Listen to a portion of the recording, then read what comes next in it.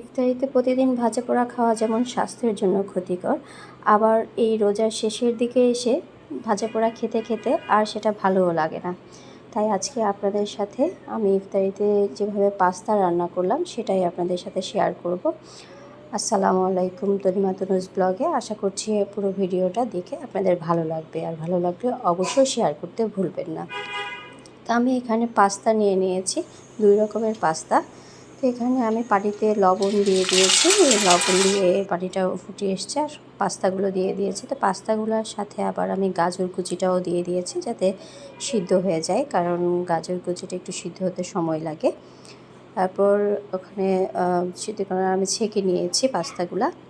আর এখানে কড়াইয়ে আমি তেল নিয়ে ডিমটাকে স্ক্রাম্বল করে নিচ্ছি।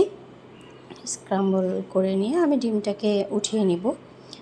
তারপর এখানে আবার আমি কড়াইতে একটু পেঁয়াজ কুচি দিয়ে দিচ্ছি, আর পেঁয়াজ কুচিটাকে হালকা ভেজে নরম করে নিয়ে আমি যেই সবজিগুলো আছে, টমেটো, তারপর হচ্ছে ক্যাপসিকাম, গাজর তো সিদ্ধ করেই নিয়েছি এর সাথে।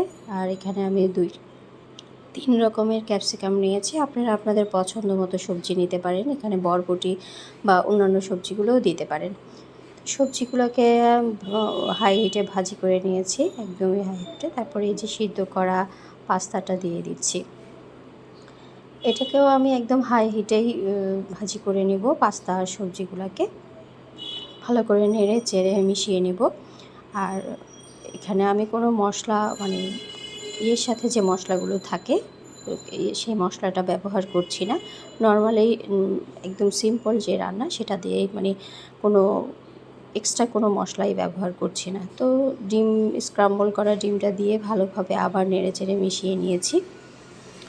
রান্না করতে খুব বেশি সময় লাগেনি, এটা আমার রান্না করতে 7 মিনিটের মতো সময় লেগেছে। তারপর রান্নাটা প্রায় হয়ে গেছে। এখন আমি ধনিয়া পাতা দিয়ে দিলাম। ধনিয়া পাতা দিয়ে আবার একটু ভালোভাবে নেড়ে নেব। শেষের দিকে ধনিয়া পাতা দিলে ধনিয়া পাতার যে স্মেলটা আসে সেটা খুবই ভালো লাগে। আর রোজাতে ইফতারে পাস্তা হলে খুব ভালোই লাগে, বাচ্চারাও খুব পছন্দ করে। না হয় দেখা যায় আমরা যদি ভাজা পোড়া খাই সেটা বাচ্চাদের জন্য আবার অন্য একটা নাস্তাও বানাতে হয়। তো হয়ে গেল আমার পাস্তা রান্না। তো এইভাবে পাস্তা রান্না করে আপনারাও ইফতারিতে খেতে পারেন। আর ঈদের দিনের মেনুতেও কিন্তু এই পাস্তা রাখতে পারেন। ঝাল আইটেম হিসেবে পাস্তার কিন্তু কোনো জুড়ি নেই। তো আমার ভিডিও যদি ভালো লেগে থাকে অবশ্যই আমার পেজটা ফলো দিয়ে রাখবেন, আর আমার ইউটিউব চ্যানেলটা সাবস্ক্রাইব করে নেবেন। আশা করছি আপনাদের ভিডিওটা ভালো লেগেছে। আর কি কি নতুন রেসিপি দেখতে চান আমাকে কমেন্ট করে জানাতে পারেন। তো আজ এই পর্যন্তই। আপনারাও আপনাদের ভালো থাকবেন, সুস্থ থাকবেন, সুন্দরভাবে রোজাগুলো সম্পূর্ণ করবেন। আশা করছি ঈদ আপনাদের খুব ভালোভাবেই কাটবে।